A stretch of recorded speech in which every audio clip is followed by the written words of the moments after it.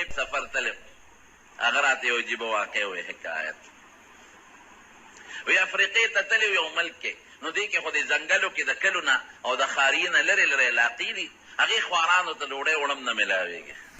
دې تبلیغي سفر کې تلم وی یو علاقې ته لاړو ډېره لرې وه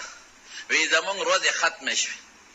نو مونږ واپس راتلو هغه چې کم مرکز و هغې له راتلو نو یو دشت علاقه ده او ځنګل دی هغې کې م ځان ته اور بل کړی دی چای پخاو جامې مامې ځان له ووینځلې برابر کړې چې اوس به ځو مرکز ته دوه درې ورځې پس به پاکستان ته نو وی زمونږ یو ملګری و د هغه ږیره به توروله او سر به یې تورو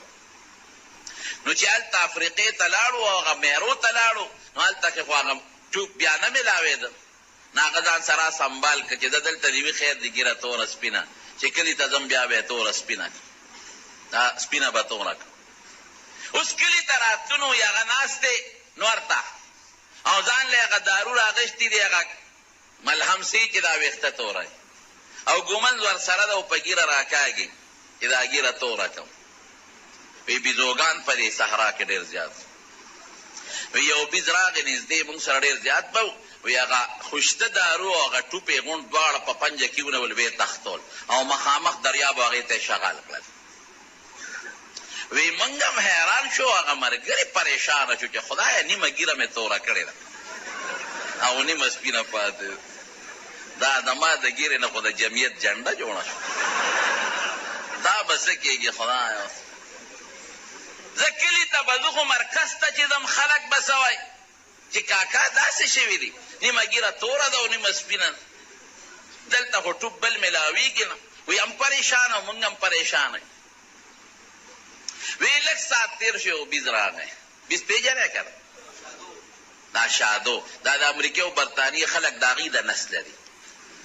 تاسو دې شکلونو ته وګورئ ما ته خو زه چې بیز ته وګورم او دوی ته وګورم یو شان راته ښکاري نو وی یو شادو راغی ډکې ورسره دي ای مونږ چې کوم ځای چای پخول هغه ډکي لاندې نغري کې ومنډل هغه ډکي وسوځو وی هغه ایرې په معمولي په ډکو مکو رابار کړلې وی چې رابار یې کړې اوس وی مونږ ته هم ګوري او خصوصا دغې کاکا ته ګوري چې دا ږیره نیمه توره ده هغه ایرې رالې او په ځان داسې مږي داسې مږي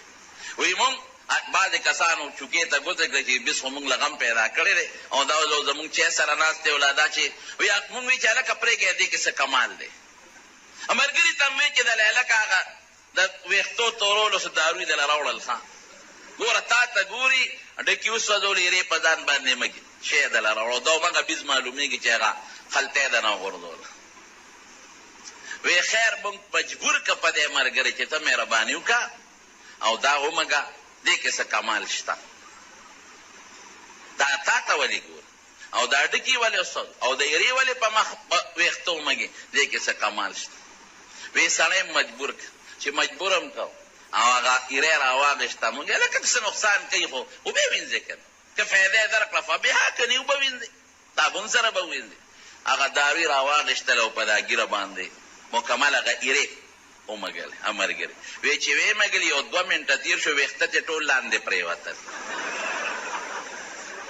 خدایه پاکه دا څه پخم مونږ هم پریشانه شو هم پریشانه شو چې د هغې سره خو مې علاج کولی شو دې سره به څه کړو خلک به تبلیغ کې لاړې نو ږیره دې وخوری ده خلک خو ږیره پرېږدي دا څه وشو مونږ هم پریشانه شو مکمل چې څومره ویښتو ټول لاندې وځوړېده بلکل د غریب مخ هم پریشانه مونږ اوس په څه کې اوس به چله یا 4 میاشتې نورې ځکه چې دا او خدای خبر راخېږي کله نه راخېږي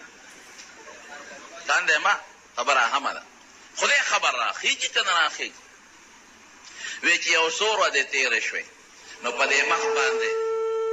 یو څو ورځې تېرې شوې نو په دې مخ یې ویښته راوختل او یک تک تور راوختل مکمل تور ذاتي تور ویښته پرې راوختل اوهو لکه دا خو یې ناشنا علاج درته وښو هغه ویښته ورو ورو غټېدل تک تور لکه د 1400 د 1500 1400 کاله هلک چې کوم ویښته راټوکېږي تک تور هیر ټانک او د هیر د هغه ویښتو د تورېدو د قصې نه مکمل خلاص کړی دا زما شاګرد لوی عالم دی په سوات کې دا حدیث استاد دی دا راته هغه قصه کوله